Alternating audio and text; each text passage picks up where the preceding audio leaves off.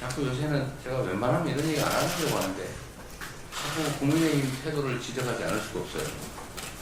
그럼 1,000억 상속받는 사람 100억 세금 더 깎아주는데 그거 안 해주면 그 기초공제, 일괄공제 못 올려주겠다는 거예요. 이런 행패 아닙니까 이거는? 이건 당이 아니죠. 그러면서도 이게 서민 운운합니다. 그러면서 이 주장하는 저를 보고 무슨 사기꾼, 뭐 인생을 사기로 살았네 이런 얘기예요. 왜 욕을 합니까? 욕이잖아요. 국민의 삶을 놓고 하는 정책 토론을 하는데 왜 욕을 해요? 이게 집권 여당이 할 짓입니까? 국정협의회 첫 회의가 지난 20일에 있었습니다. 첫 단추가 끼어진 만큼 연금 계획에 대한 합의가 신속하게 이루어지기를 기대합니다. 지난 국정협의회에서 정부와 민주당은 전향적인 입장으로 연금 계획을 타결해 보려고 했는데 국민의힘이 또 고집을 부려서 합의가 되지 못했습니다. 국민의힘의 특기 같기도 하고 그러긴 한데 한번 얘기를 했으면 웬만하면 그 얘기를 지켜야 되지 않습니까? 분명히 작년에 44% 얘기를 했습니다. 국민의힘이. 그럼 민주당은 50% 얘기하다 제가 40%로 소득 대체율 낮추는 것을 얘기했고 1% 차이인데 그 부분은 해결할 수 있다 이렇게 말씀을 드렸습니다. 나도 기억하실 겁니다. 그런데 권영세 비대위원장께서 갑자기 42%를 들고 나왔어요. 하지 말자는 거죠. 이런 식으로 정치하면 되겠습니까? 더군다나 야당도 아니고 집권 여당 아닙니까? 이런 식으로 사실상 연금개혁 안 하려고 하면서 겉으로만 하는 척 이런 거 하면 안 됩니다. 그 야당도 그런 짓 하지 않습니다. 여당이 산당이 돼서 그런지 모르겠는데 그러면 되겠어요. 여러 차례 말씀드렸지만 저출생 고령화 위기를 헤쳐나가기 위해서 국민연금 제도 개편은 반드시 해내야 됩니다. 최대한 빨리 처리하기를 기대합니다.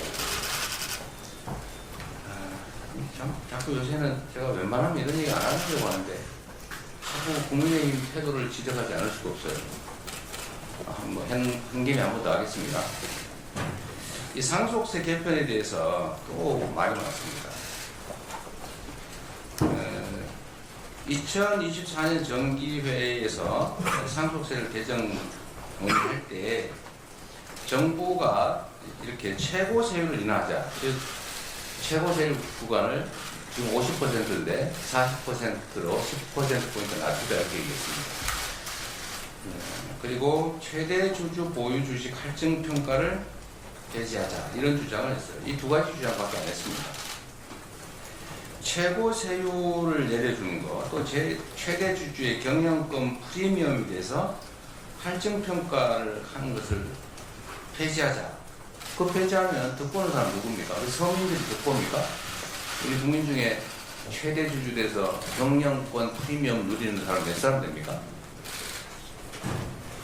그리고 최고 세율 얘기하는데 50%를 내는 최고 세율은 시가로 따지면 한 60억쯤 됩니다. 60억. 기초공제하고 뭐 이런 공제하고 60억 넘는 사람 얼마나 돼요? 그게 서민입니까? 지금 민주당은 기초공제 또 일괄공제를 좀 줄이자, 좀 늘리자 그런 겁니다. 28년 전에 5억에서 합산 10억 아니었습니까? 28년 전에 개발도상국 시절입니다. 근데 지금 그 사이에 집값이 몇 배 올랐어요. 근데 기초공제, 일괄공제 똑같습니다. 그래서 어떤 일이 벌어지냐면 부모나 배우자가 이제 사망을 했어요. 세상을 떠났습니다. 그런데 그 부모나 배우자와 함께 살던 집을 상속세를 내기 위해서 떠나야 되는 상황이 지금 발생하고 있어요. 세금을 상속세를 내려니까 집을 팔아야 돼요. 그게 무슨 짓입니까? 비인도적이지 않나요? 이런 걸 좀 고치자고요. 28년 전 기준을 좀 조금만 올리자. 집값은 몇 배 올랐는데 기초공제를 한 2배 정도 이내로 올리자. 그런 얘기 아닙니다. 18억 정도 되는 집은 과세표준 기준으로 18억 정도 되면 세금 없이 상속해서 그 집에 계속 살게 해주자. 합리적이지 않나요? 근데 여기 왜 딴지를 겁니까? 국민의힘이 딴지를 걸면서 그 얘기 하잖아요, 지금. 최고세율 인하 안 하면 이것도 뭐 동의 못 하겠다. 지금 그런 거 아닌가요? 우리 정책위원장님. 네. 그죠? 네, 그렇습니다. 2022년 상속세 부과 기준을 보면 최고 상속세를 낸 사람이 499명이었습니다. 그러니까 955명이었습니다. 하여튼 평균 재산 420. 그 몇몇 사람들 때문에 10%포인트 깎아주자고. 그럼 1,000억 상속받는 사람 100억 세금 더 깎아주는데 그거 안 해주면 그 기초공제, 일괄공제 못 올려주겠다는 거예요. 이런 행패 아닙니까, 이거는? 이건 당이 아니죠. 그러면서 이게 서민 운운합니다. 그러면서 이 주장하는 저를 보고 무슨 사기꾼, 뭐 인생을 사기로 살았네, 이런 얘기예요. 왜 욕을 합니까? 욕이잖아요. 국민의 삶을 놓고 하는 정책 뭐 토론을 하는데 왜 욕을 해요? 이게 집권 여당이 할 짓입니까?